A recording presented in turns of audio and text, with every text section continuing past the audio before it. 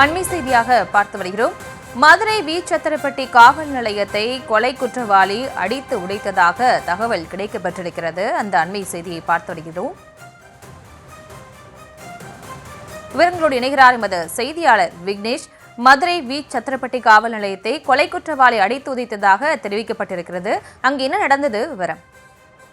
நிச்சயமாக மதுரை வி சத்திரப்பட்டி காவல் நிலையத்தில் நேற்று இரவு 2 மர்ம நபர்கள் காவல் நிலையத்தை அடித்து உதைத்து அங்கு உள்ள காவல் ஆய்வாளரை அறையில் வைத்து பூட்டிவிட்டு சென்ற சம்பவம் பெரும் பரபரப்பை ஏற்படுத்தியது. மதுரை மாவட்டம் பேரையூர் தாலுகாவிற்கு உட்பட்ட வி சத்திரப்பட்டி காவல் நிலையத்தில் கடந்த சில மாதங்களுக்கு முன்பு இளைஞர் ஒருவர் கம்மாய் கரையில் மர்மமான முறையில் தலை துண்டிக்கப்பட்டு கொலை செய்யப்பட்ட வழக்கில் முக்கிய குற்றவாளியான போராளி பிரபாகரன் என்ற பிரபாகரன் காவல்துறையினர் வழக்கு பதிவு செய்து சோதனை செய்த போது வீட்டுக்கு சென்று வீட்டில் இல்லாத பொழுது அவரது தந்தை மற்றும் தாயார்களை காவல்துறையினர் விசாரித்து மிரட்டியதாக கூறப்படுகிறது.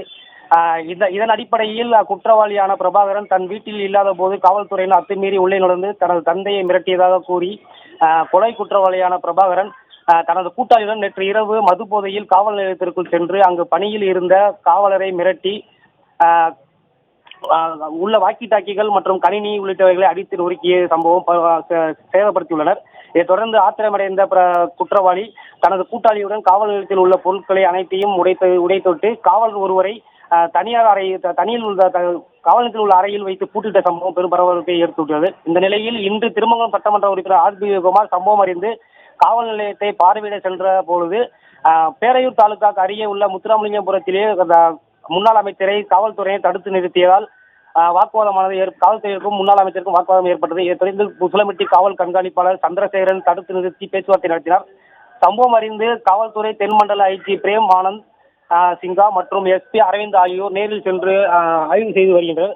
இதைத் தொடர்ந்து இன்னும் சற்று நேரத்தில் மாவட்ட ஆட்சியரும் நேரில் சென்று ஆய்வு செய்ய உள்ளதாகவும் தகவல் வெளியாகியுள்ளது.